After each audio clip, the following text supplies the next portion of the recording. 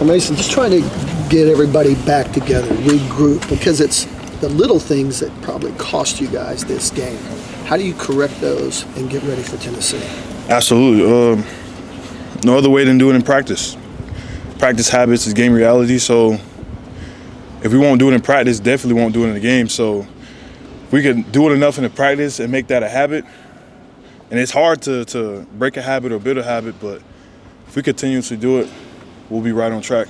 Small details won't hinder us anymore.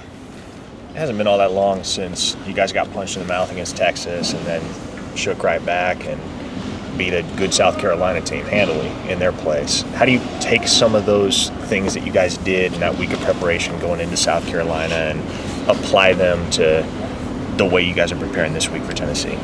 I don't think you really take anything from the week before to the next week, because Tennessee is a team of its own, so can't translate nothing over to that game other than physicality, motivation, and mindset. Other than that, no game plan. Can't study the same people, can't study the same quarterback, can't study the same defense, offense, special teams. So I think the only thing you can really transfer over is mindset, physicality, and just habits. Well, Mason, Tennessee's passing game is really good. What stands out about what you guys have to do? Just what are the toughest things you think will be the stop with that offense? Yeah, we just have to get them to really sit and think about what they want to do next. They're one of those tempo teams like Ole Miss. Really, our main goal is to stop them. So if we get more stops, they have to think about more plays, essentially. But yeah, that's kind of like the ideal situation you want for trying to stop any offense, just to stop them first, second, third down, get them off the field. Third down was a problem against Ole Miss because Chambliss could run so well. That was the biggest problem. Mm-hmm. Going forward, how do you rectify that and even get better? You guys at one point was the best team on third down, so how do you get back to that? Yeah, just have to keep our rush lanes. We have to keep our lane integrity, especially for guys that can wiggle around, smaller guys that can run faster. So it's like Tennessee quarterback has some of that too. So for us to just keep our pass rush lanes, make sure we contain them, don't let them out the pocket, we'll be good. Or Mason, how do you go about defending Tennessee's running back, Sean Bishop? Yeah, we have to population out the football. We have to get them on the ground. Any good running back can run through trash.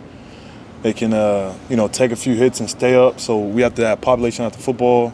Tackling is number one thing. That's the number one thing for our defense is tackling.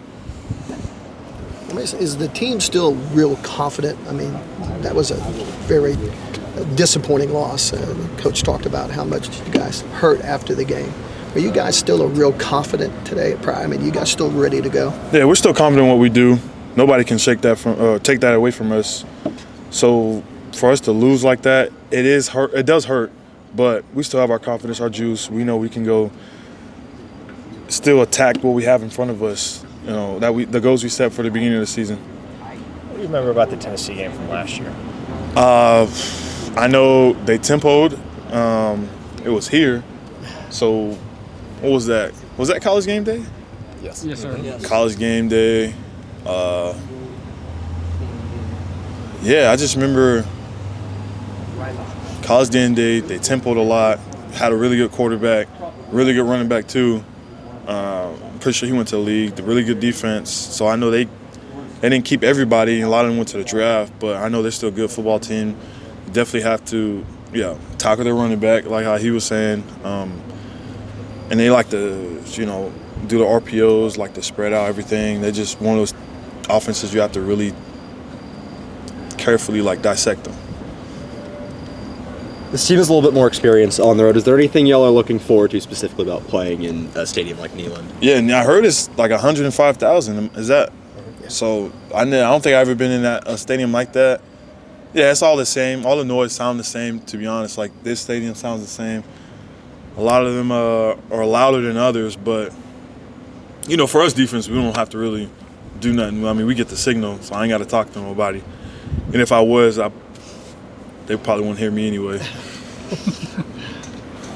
All right, Mason, obviously a down game from the team in the last one, but Portland Gurley still had a great game, season high tackles, and so, as a freshman against a big opponent like that, just what do you think of how he performed?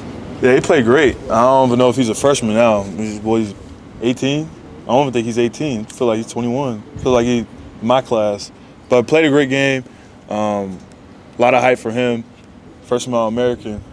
But he doesn't play like a freshman. Mason, how difficult is it to tackle Xavier Robinson in practice when you guys are going up against him? Yeah, big guy. Really can run through trash. That's a guy who can run through trash for sure. Can't arm tackle him. You have to put a body on a body. And population of football, like you have to get people on him, or he's gonna break away how he did 2 days ago. But yeah, it's hard. I don't know what his weight is, but he feels like he's running at 280. You got some running back in your past. Is he kind of what you would envision being if you were still playing running back? Absolutely. Well, I'd say I'm probably a little better. You know, if I was on that same track, don't let this like long arms and stuff fool you. Like, I can still, me at 247, I can still, tote it a little bit. Ask DeMarco, sure. If DeMarco want me in the backfield, You go both ways. yeah, I'll gladly go. Did you have some wiggle, or were you just a power back? How'd you approach that? I had some wiggle. They called me Sweet Feet.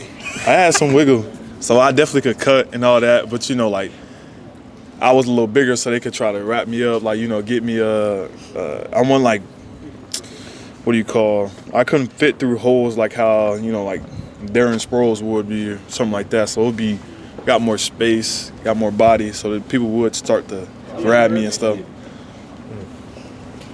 At SEC Media Days back in July, I think you predicted Taylor Wine was going to have a breakout year. He certainly has thus far. He gets to go back to his home state this weekend. Yeah, we do. What do you expect from Taylor going into this game? Shoot, all he has been these past 8 weeks himself. Just told y'all from the beginning he was going to be a guy to watch, and I guess people starting to realize. No surprise here, but for him to go back to his hometown, I know he's going to have hype.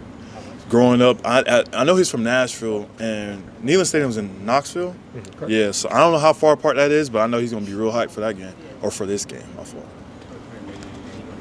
You guys go to Knoxville and then go to Alabama in a couple weeks. What's the message to the locker room and playing competitive road environments like that after coming off a loss this weekend? Yeah, just to keep everything in front of us. We can still go attack everything that's in front of us, no matter win, lose, or draw. We have to keep pushing. So we don't want to feel bad about ourselves. Like, we can't feel bad about ourselves. We already have to start preparing for Tennessee yesterday. So for us, it's just keep going.